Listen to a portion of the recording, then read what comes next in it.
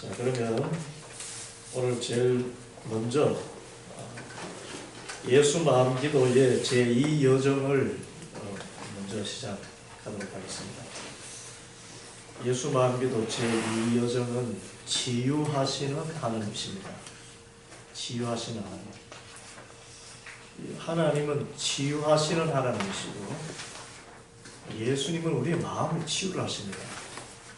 이게 참 중요한 말씀이죠.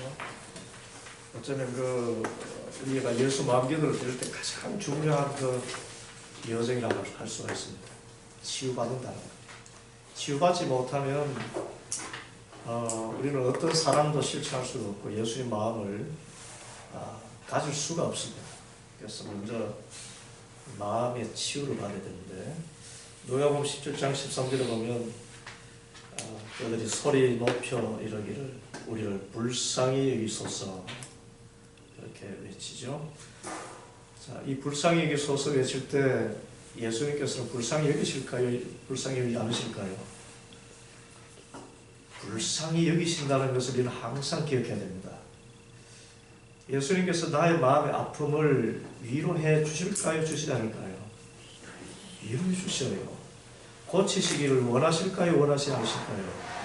원하십니다. 이것을 항상 기억해야 됩니다. 예수님은 몸과 마음이 일거진 사람들을 치유해 주셨습니다. 예수님의 사역 가운데 거의 50% 이상이 치유 사역이었습니다.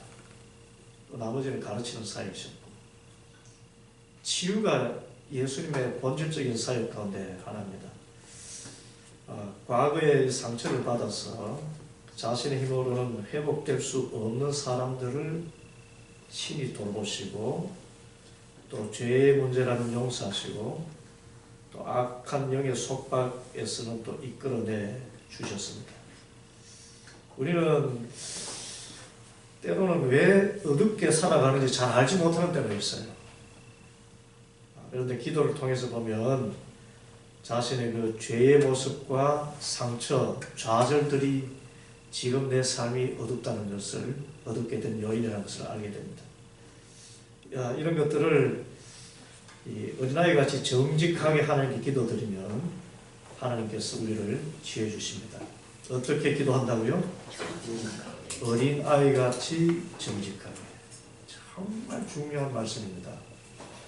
우리의 기도는 여러분 거창하게 늘어놓는 수사가 아니라 어린아이같이 정직하게 내놔야만 상처가 치유받게 됩니다.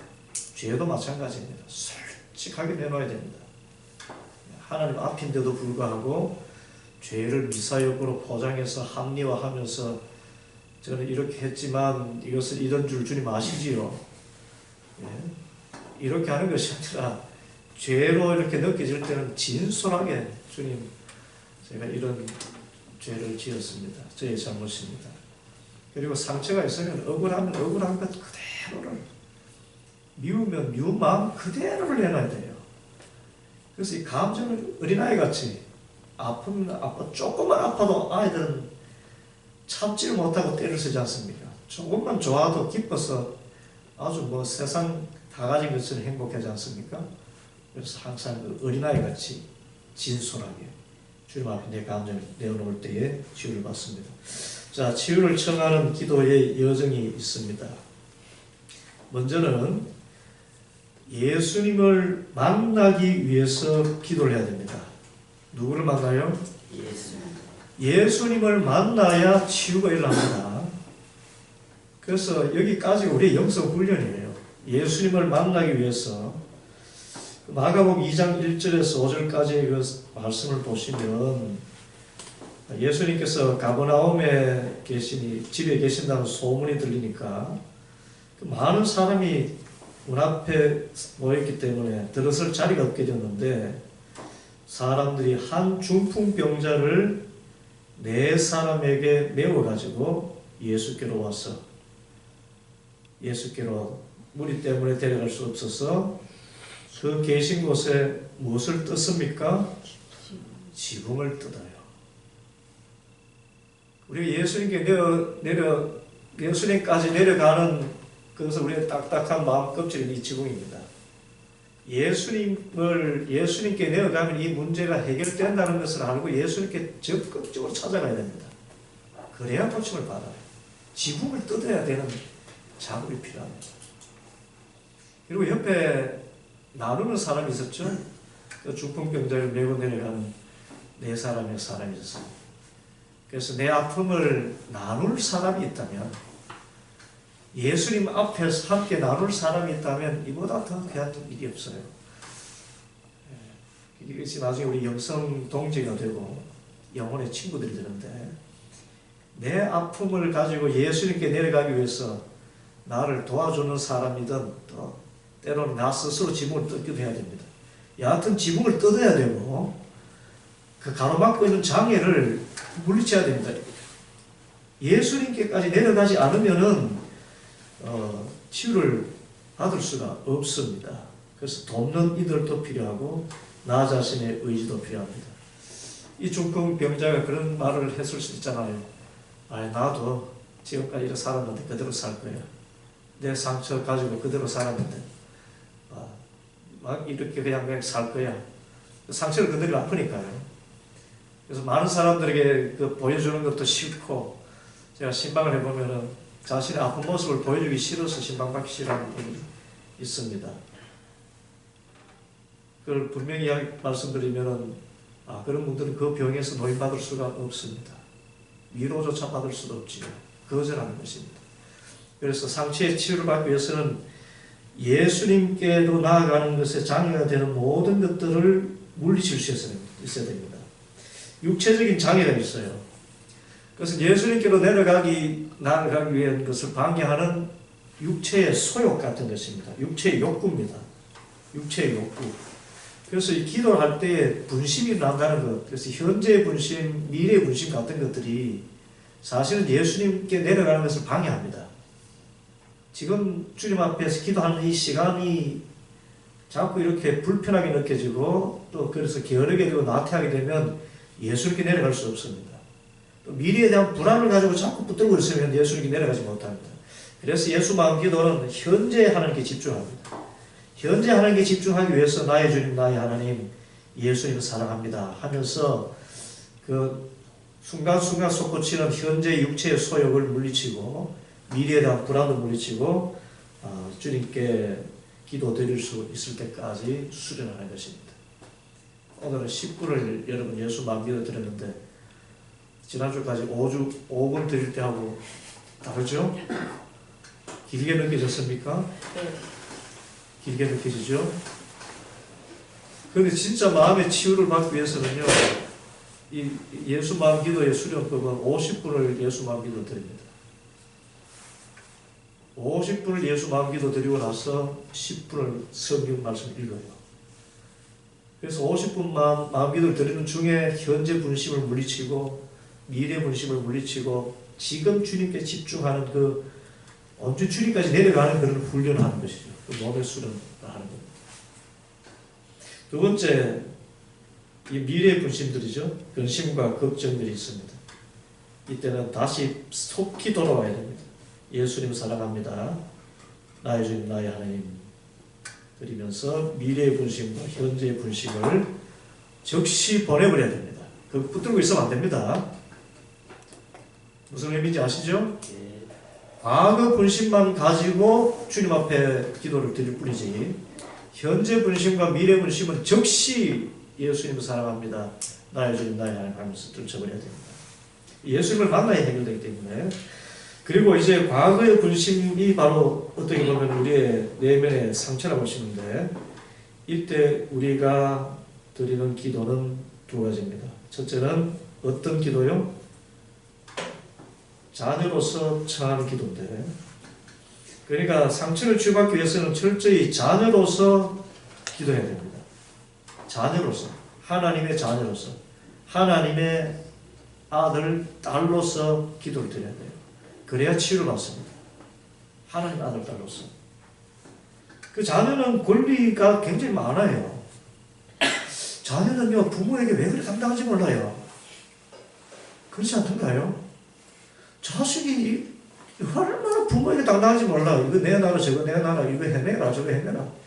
조금만 부족하게 해주면 부모가 나에게 해준 게 뭐냐 그러고 달려들어요. 우리 상처에 치유받는 것도 마찬가지입니다.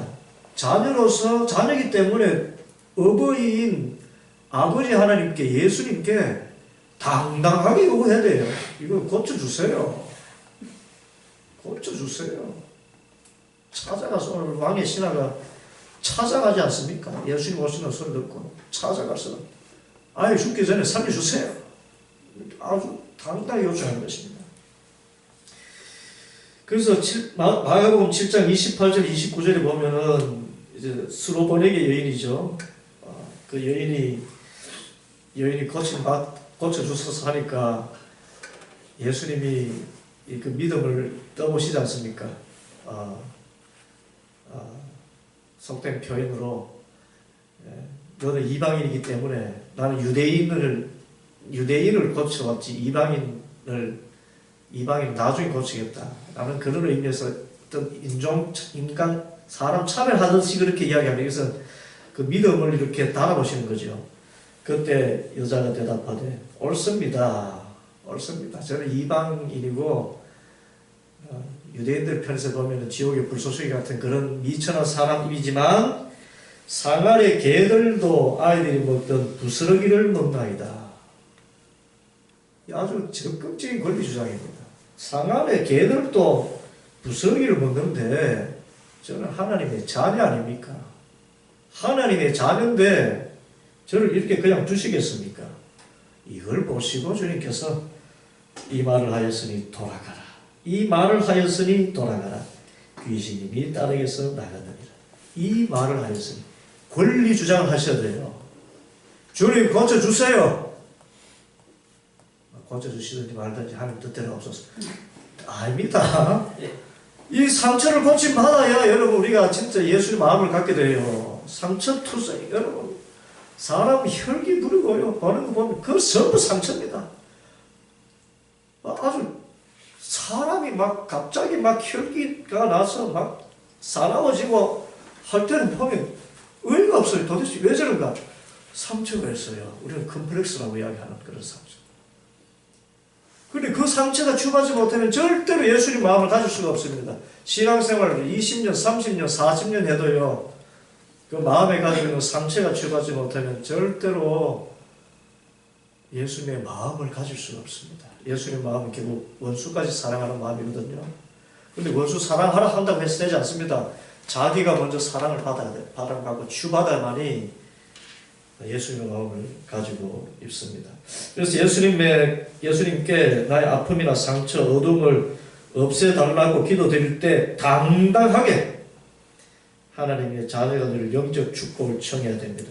하나님 알아서 저 알아서 치유해 주세요.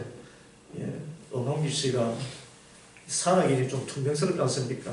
한번 TV 인터뷰에 나와서 그래 자기가 제일 미안해하는 사람이 누구냐? 자기 아내다. 매일 산에만 돌아다니니까. 그래서 매일 위험한 곳을 다니니까 그 아내가 얼마나 고생스러워요. 자녀 양육이 전부 아내에게 있기 때문에. 그리고 이 탐에 아내에게 고맙다, 사랑한다는 말 좀 해라. 그러니까 이 어벙길 씨 한다는 말이 여보, 내 사랑하는 거 알지? 사랑한다는 말을 못해요.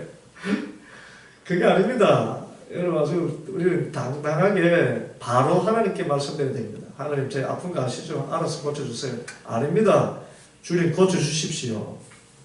제 아들이 죽게 되었으니 고쳐주세요. 제 마음 이 상태로 내가 못 살겠으니 고쳐주십시오. 당당하게 청하는 기도, 권리를 주장해야 됩니다. 두 번째는 어떤 기도를 드리죠? 성령을 구하는 기도입니다. 자, 권리를 주장하면서 기도할 때에 누가복음 11장 9절에서 13절인데요. 찾고 구하고 두드립니다.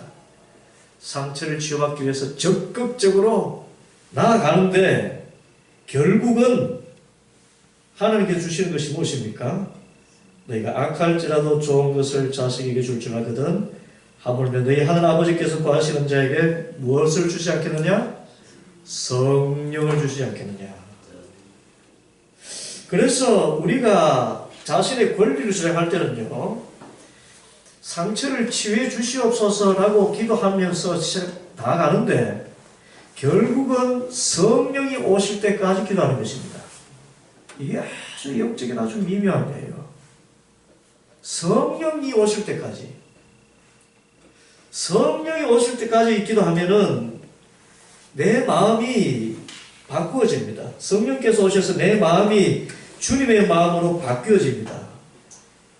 그러니까 내 마음의 상처 때문에 주님 앞에 고쳐달라고 막 기도하고 떼쓰고 하다 보면 언제까지 그 기도해야 되냐? 내 마음에 성령 안에서 의와 평강과 희락이 올 때까지 기도합니다. 그래 되면 내 마음의 상처가 치유받는 것이 돼요. 그러니까 첫 단계는 상처를 치유해달라고 떼쓰면서 주님 앞에 나아가고 울부짖며 나아가고 두드리고 밤중에 문을 두드리잖아요. 밤중에 앞에 울부짖으면서 부르짖고 그렇게 하다 보면은 악한 자라도 자식에게 좋은 것 줄 줄 알거든 하오며 자기 자녀에게 성령을 주시지 않겠느냐. 성령이 오셔요. 성령이 오시면 성령은 예수님이십니다. 내 상처를 가지고 주님 앞에 나아갔을 때에 그러니까 현재 불신과 미래 불신을 버리고 과거 불신이 있다면 그 과거 불신만 뿌여잡고 막 기도하며 나아갈 때에 주님께서는 결국 성령을 주시면서 그 상처를 내가 다 알고 있다는 그 이해와 관용 안에 나를 사로잡아가시고 그리고 미움과 분노라는 것이라면 용서할 마음을 나에게 주시고요. 이해하는 마음을 나에게 주시고요. 그 성령 안에 있다는 마음이 사랑과 희락과 화평과 오래 참음과 자비와 양성과 충성과 온유와 절제입니다. 그 마음을 주십니다. 그래서 그 마음이 주실 때까지 기도하는 것이에요. 그래서 다른 말로 하면 내 마음에 평안이 올 때까지 기도하는 것이 자녀로서의 기도입니다. 자녀에게 제일 좋은 거 뭘 주신다고요? 자녀에게는 제일 좋은 거 뭘 주신다고요? 성령을 주신다고 보지 않습니까? 그러니까 성령 주실 때까지 기도하는 것입니다. 성령 주신다는 것은 내 마음에 평안이 올 때까지입니다. 그래야 내 마음의 상처가 치유를 받아요.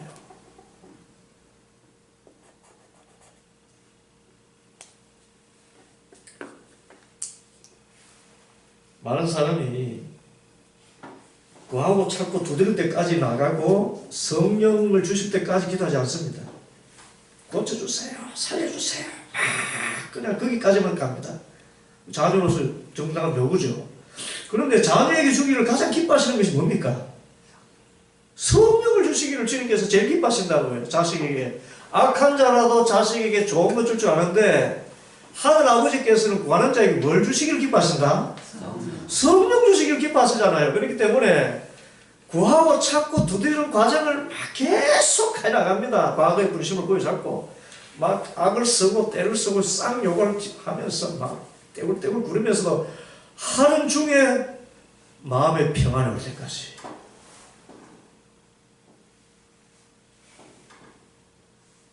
평안이 오면 내 마음의 상처가 치유되어 있어요. 그래서 오늘 내 마음의 평안 안 오면은 내일 또 제3일에도 계속해서 이것이 예수 마음기도 영성훈련 그래서 40일을 그렇게 합니다. 40일. 이 과거의 상처 치유받기가 얼마나 힘든지요. 마음의 평안 올 때까지 성령님이 오실 때까지 기도하는 것. 그런데 성령님이 오실 때까지 기도하기만 하면 100% 치유가 됩니다. 그런데 그 전 단계인 구하고 찾고 두드리는 것조차도 하지 않으면 성령을 오실 때까지 기도할 수 하는 그것 자체도 하지 않으면은 우리의 상태는 절대 치유받을 수 없고 그래서 예수님의 마음을 닮아갈 수가 없습니다.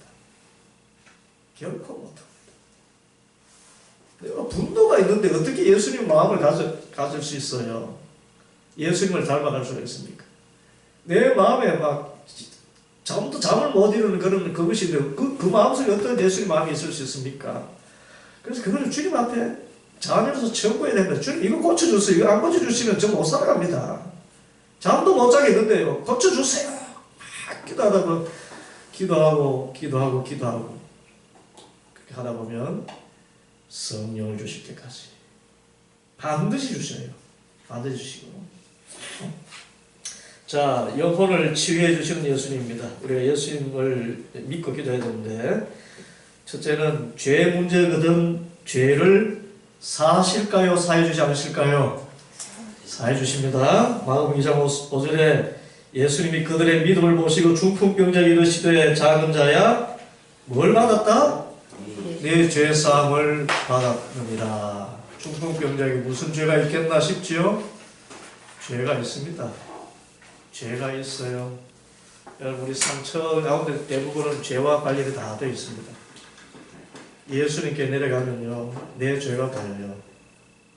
억울하지요? 억울한데 가만히 보면요, 영적인 사람은 자신의 잘못을 보게 됩니다. 아, 저 사람이 나에게 이렇게 악을 행하는데 그 악을 행하는 그것에 대한 빌미를 준 나의 죄가 보여요.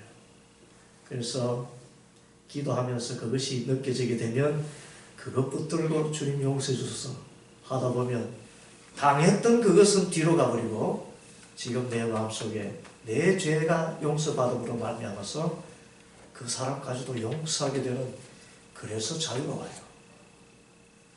저희 어머니가 절개하는 말씀이 있습니다. 하나님이 마음을 만져주기 전에는 결코 용서가 안 된다는 겁니다. 하나님이. 그래서 그 억울하고 답답한 것을 하나님이 해결해 줄까지는 안 된다. 그런데 그 하나님이 해결해 주기는 가장 큰 단초가 뭔가 하면은 너의 잘못이, 내 잘못이 보일 때, 내 잘못이 보일 때 용서가 오더라는 거예요. 여러분, 다툼이 있을 때 일방적인 잘못이 있을까요? 없습니다. 우리가 억울해하지만 들어가면 다 자신의 잘못이 있어요. 다 자신의 잘못이 있습니다. 그런데 참 은혜를 받은 사람은 그것을 먼저 깨닫는 사람입니다. 먼저 깨달으면 예수님의 마음으로 나아갈 수 있고, 그걸 깨닫지 못하고 일생 원망과 불평만 하다 보면 그 상처가 치유하지 못합니다. 그렇기 때문에 구하고 찾고 두드리는 중에 성령이 오신다는 것은 성령께서 죄에 대해서, 의에 대해서 심판하신다 그러잖아요. 그 찔림을 주시는 그런 과정을 통해서도 치유해 주시고, 그 용서하는 마음을 주셔서 치유해 주시기도 하시고, 결국은 어느 단계까지 나가는가 하면 십자가에서 예수님은 진짜 잘못이 없지 않습니까? 그런데도 아버지여 저들의 죄를 사하여 주시옵소서 라고 하는 단계까지 성령이 오셔서 해줘야만이 마음의 상처가 치유받아요. 두 번째, 예수님은 무한한 용서의 예수님이십니다. 무한한 용서의 예수. 자, 내가 억울해하고 상처받은 걸 가만히 보면요, 용서하지 못하기 때문에 그렇거든요. 7번뿐 아니라 7번을 잃어본까지 77이 490번까지. 자, 이 숫자대로만이라도 우리가 용서할 수 있나요? 한 3번까지, 유대인은 3번까지 용서하고 그 다음에는 인간 취급하지 말라 그렇게 율법을 정했습니다. 그런데 용서하라 그렇게 말씀하세요. 그래서 우리가 믿는 사람들은요, 진짜 세상으로 보면 미련하고 억울하게 이럴 게 없어요.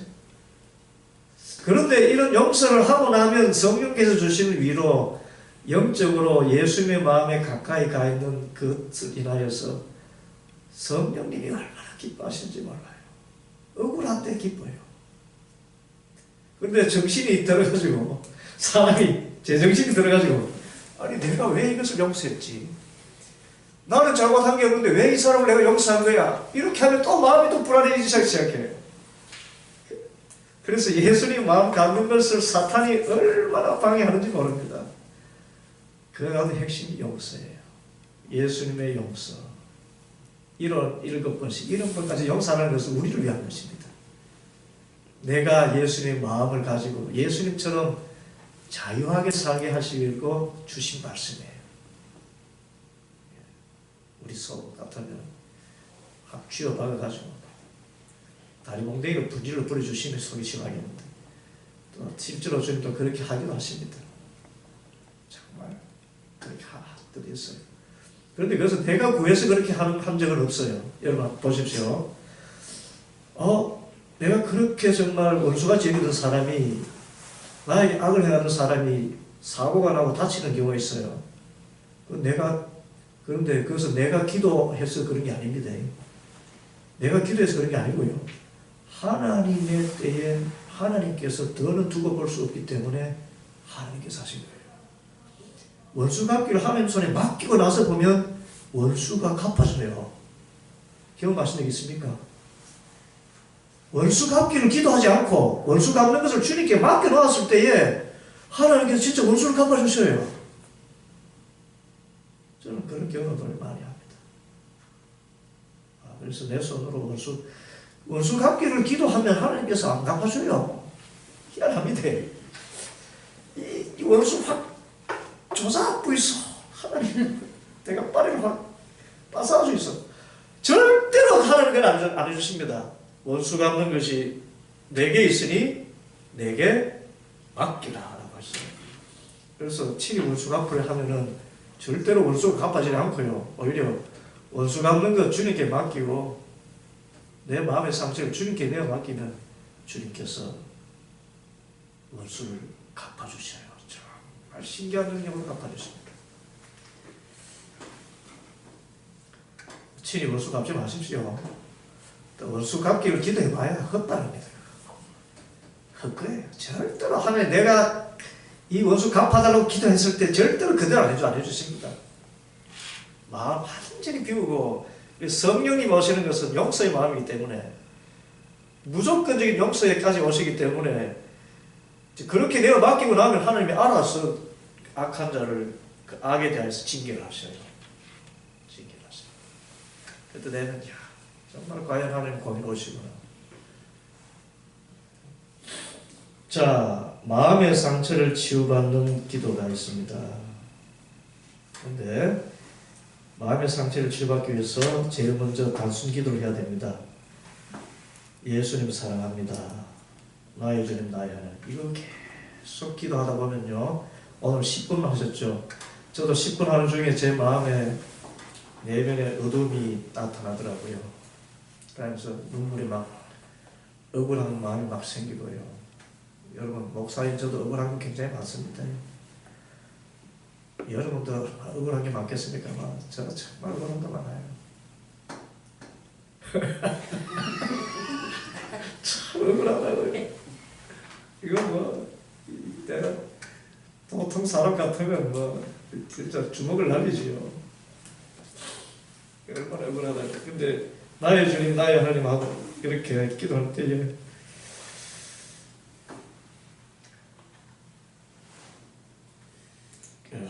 제 마음에 어둠이 올라와요. 어둠이 알게 해주십니다.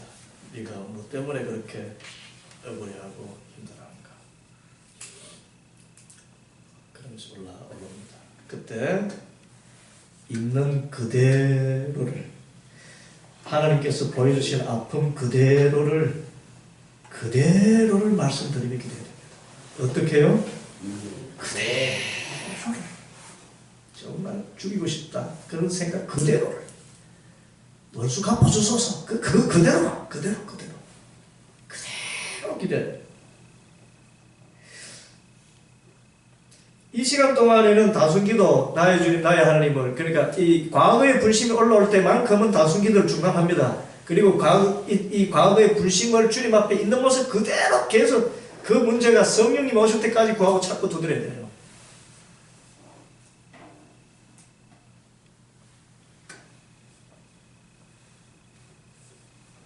그리고 하나님께서 알려주시는 그 과거의 상처나 좌절을 현재로 가져와서 그 아픔을 그대로 하나님께 말씀을 드리는 기도를 바칩니다. 그 상처를 지금 가져와서 주님 아픕니다. 그런데 기도하면서 주의할 것을 이야기하죠. 상상으로라도 나에게 상처 준 사람을 저주하거나 그가 벌받기를 바라는 기도를 드려서는 안 된다. 이것은 이래 기도해봤자 소용이 없더라는 그것을 경험적으로 표현한 겁니다. 제가 조금 전에 말씀드린 바와 같아요. 주님 원수 갚아주소서. 안 갚아줍니다. 안 갚아줘요. 그래서 이 기도는 해봤자 별 소용이 없으니까 하지 말라 그 말이에요. 그렇지만 여러분 이 기도 드리세요. 솔직하게 드려야 됩니다. 이렇게 나중에는 차원 다르게 이거 해봐야 소용이 없기 때문에 원수 갚기를 그렇게 기도하는 것을 이렇게 이제 기도를 안 하게 되죠. 왜냐하면 해봐야 소용이 없다는 알기 때문에. 이거 미리 이제 이것을 경험한 영성가들이 지금 제시하는 거고, 처음에 상처 있을 때는 막 그놈을 갈기갈기 찢어 주시옵소서. 막 그렇게 기도하셔야 돼요. 성경에도 시편을 보면은 120편입니다. 거기 보면은 그놈의 어린 것을 바위에 내리치는 자가 복이 있도다. 저놈의 장식 새끼 언놈이 바위에 내리쳐서 죽여버리라. 그걸 막 기도라고 하고 있는 거죠. 예, 그런 기도를 다윗도 그렇게 기도했는데 우리도 그렇게 기도드릴 수가 있습니다. 있지만 그 기도를 해가지고 뭐 그대로 복수가 되는 그런 예는 없기 때문에 하지 말라 그런 말씀입니다만은, 그래서 좀 더 지혜롭게 하자면 지금 내가 느끼는 아픔과 슬픔, 원망과 분노의 감정과 원수 갚기를 기도하는 것이 아니라 분노, 그 친구로 인해서 제가 너무 이 분노가 저는 정말 용서할 수가 없습니다. 용서가 안 됩니다. 그 친구 용서할 수가 없습니다. 여기까지. 주님 뼈다구를 부숴주소서. 여기까지 나가지 말고, 주님 정말 이 사람 정말 밉습니다. 싫습니다. 이럴 수가 있습니까? 난 여기까지. 아픔과 슬픔, 원망, 분노의 감정만까지 알으면 됩니다. 그러면 하나님께서 기도를 들으시고 그렇게 계속 자꾸 두드리면 예수님의 마음을 심어주셔서 성령께서 내 마음을 변화되게 하십니다. 그래서 치유해 주신 후에 비로소 용서할 마음이 생기게 되는 거예요.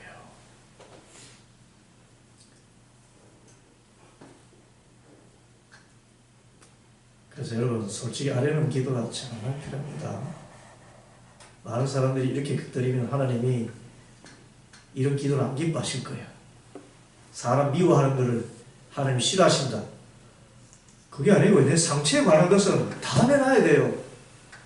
내놓지 않으면 자녀로서 드리는 기도이기 때문에 자녀의 건강을 하나님은 얼마나 바라신다고. 이런 상처 입은 채로 사는 것을, 내 마음에 상처 있는데 너 상처 드러내지 마. 이런 부모가 어디 있어요? 아이가 팔이 부러졌는데 넌 아야수를 하지 마. 이런 악한 부모가 어디 있어요? 상처 입으면 참 더 아프지요, 부모 마음이. 그래서 고쳐주기를 바라기 때문에 아프면 아프다고 막 고함 지르고요. 아이처럼 됐어요. 그게 감정만 아닙니다. 여러분, 감정은 죄입니까? 죄가 아닙니까? 감정은 죄가 아닙니다. 감정을 표출해서 생기는 것이 악이에요. 감정을 절제하지 못하고 과도하게 표출한 것이 죄가 되고 악이 되는 것입니다. 그런데 하나님 앞에서는요, 과도한 표출한 건 없어요. 살이 떠나갈 정도로 막 쌍욕을 해도 됩니다. 다 내놔야 돼요. 그대로 하나님께 말씀드리면 나의 기도를 들어주시고 결국 이 복수심까지도 거두어가신다. 성령님이 오시기 때문에. 어린아이 같은 기도입니다. 하나님께 내 감정을 말씀드릴 때는 어린아이 같은 기도를 해야 됩니다. 어린아이처럼 고발하고 항의하고 원망하며 자신의 감정을 있는 그대로.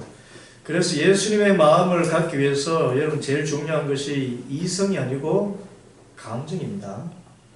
우리의 기도를 바꿔야 돼요. 우리의 기도를 이성적으로 논리적으로 분석해서 드리는 기도가 아니고요, 감정을 따라 기도하셔야 돼요. 감정 따라서 기쁨, 감사, 또 불안, 불만, 불안 같은 이 감정입니다. 마음에 있는 것들이 해결되어야 예수님의 마음이 생기는 거예요. 마음에 있는 것을 그대로 두고 머리로만 자꾸 이야기하고 아래놓은 거, 이것은 바리새 기도입니다. 바리새 기도. 마음의 변화는 전혀 없이 머리로만 안 해놓은 거예요. 그리고 또 어린아이 같은 기도할 때 주의할 것이 있습니다. 여기서 자신에게 상처와 아픔을 준 대상을 이성적으로 이해하려고 애쓰지 말아라.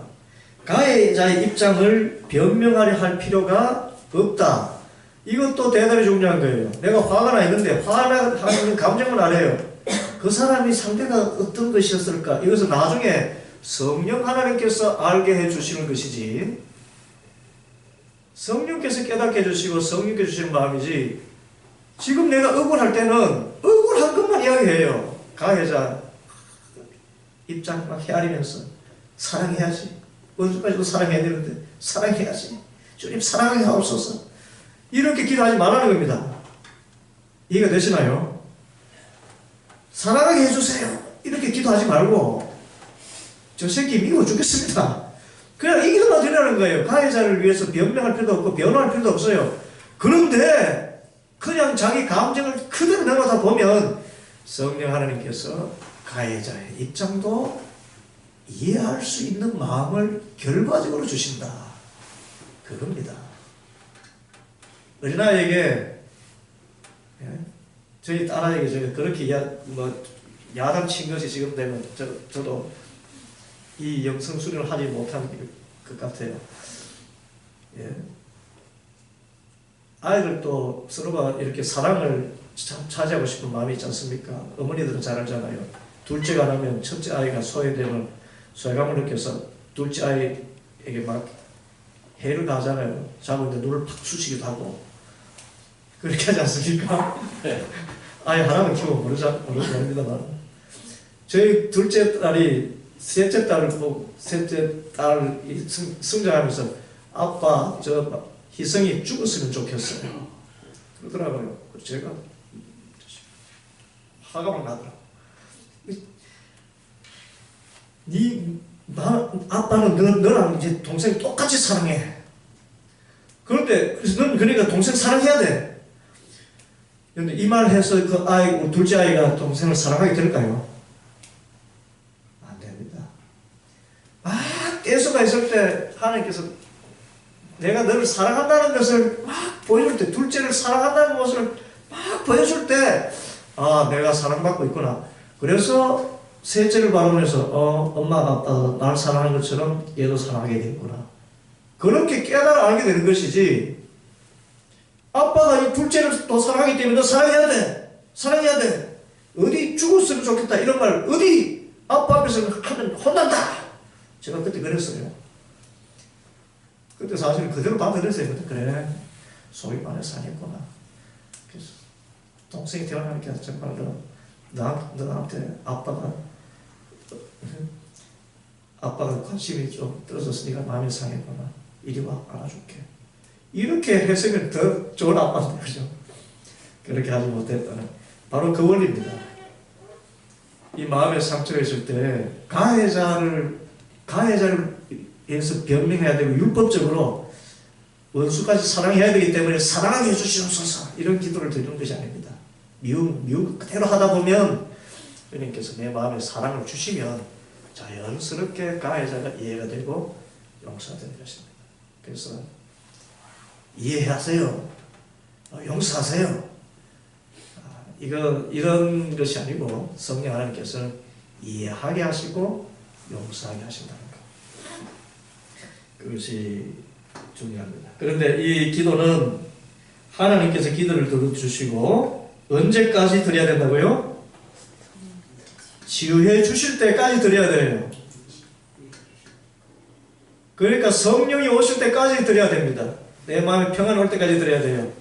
그래서 마음의 상처 치유는요, 묵은 횟수만큼 시간이 오래 걸려요. 그래서 하루하루 털어버려야 됩니다. 해가 지기 전에 터는 훈련해야 돼요. 그래야 이 상처가 곪지 않습니다. 그래도 그 상처가 금방금방 치유받게 돼요.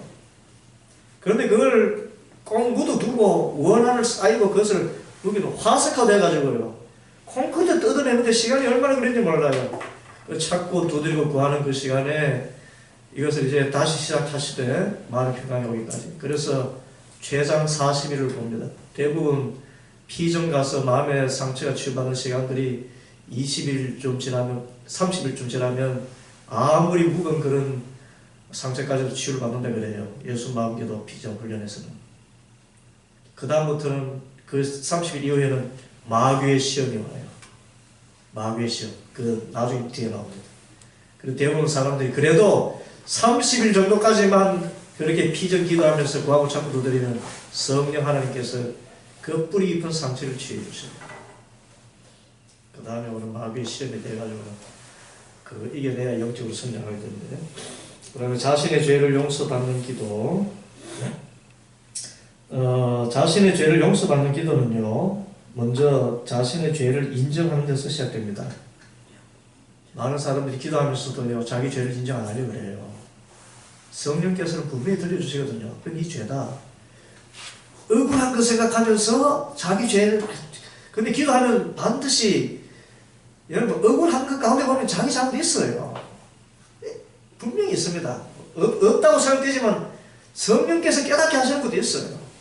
그래서 율법적으로 받아들이는 것이 아니라 지은 죄가 떠오르는 거, 이것은 성령께서 떠오르게 하시는 것입니다. 그래서 나를 치유하기 위해서. 그래서 그 죄를 범했다고 인정을 해버려야 됩니다. 다윗이 나단에게 이르되 내가 여호와께 죄를 범하였노라. 그렇죠. 나단이 그렇게 이야기할 때에 다윗이 이야기했지 않습니까? 내가 여호와께 죄를 범하였노라 할 때 나단이 다윗에게 뭐라고 합니까? 여호와께서도 당신의 죄를 사하셨으니 당신이 죽지 아니하려니와 당신이 지도자로서 이런 죄를 범했기 때문에 그 죄에 다시는 그 죄에 빠지지 않기 위해서 이런 징계는 따를 것이다 라고 나옵니다. 여러분, 죄의 징계는 있습니다. 죄의 징계는 있지만 죄 사함을 받아야 모든 상처가 치유를 받습니다. 죄 사함부터 받아야 돼요. 징계로서 죄가 사함 받는 게 아니고요, 죄 사함 이후에 징계가 왔다는 겁니다. 그 다음에 용서를 청해야 됩니다. 죄가 깨달아지면 주님 시편 51편 3절 5절 말씀처럼 저는 저의 죄과를 아우니 저의 죄가 주님 앞에 있습니다. 주님 앞에 있다는 것은 주님께서 보여주시는 죄라는 거예요. 세상 사람들 볼 때는 죄가 없습니다. 안 보입니다. 내가 주께만 범죄하여 주께 악을 행하사오니 하나님이여 저의 죄를 용서해 주소서. 그렇게 용서를 청하는 기도. 또 그리고 세 번째는 어떤 기도요? 용서를 믿는 기도. 죄를 고백하면 용서해 주십니까? 용서해 주지 않습니까? 용서해 주십니다. 살인죄 용서해 주십니까? 용서해 주지 않습니까? 용서해 주셔요. 용서해 주십니다. 진실하게 고백하고 참여하는 기도를 드릴 때 아무리 큰 죄를 지었다 해도 용서해 주신다는 것을 믿어야 됩니다. 요한복음 8장 12절에 당시에 보편적인 그 율법 아래서 반드시 죽으리라, 돌로 쳐 죽임을 당할 그 여인인데 주님께서는 너를 정죄하지 않노라. 그래서 다시는 죄를 범하지 말라. 예수님은 죄를 사하신 후에 정죄하지 않으셔요. 정죄라는 것은 죄를 다시 덜쳐내가지고 그 죄의 결과로 벌을 내린다는 것을 이야기합니다. 그 죄를 끝까지 기억하고 그로 말미암아서 멸망으로 이끌어간다는 것을 정죄하다고 이야기합니다. 그런데 한번 사한 죄는 징계는 나중에 따를 수 있지만 그 죄에 다시 들어가지 않기 위해서 징계는 있을 수 있지만 결코 정죄는 없습니다. 예레미야 31장 34절에서도 그들의 악행을 사하고 다시는 그 죄를 기억하지 아니하리라. 우리 하나님은 고백한 죄에 대해서 용서하시고 나서 건망증이 이루 말할 수 없는 건망증 완전히 잊어버리세요. 다시는 기억을 안 합니다. 하나님은 알고는 계시지만 기억을 하지 않아요.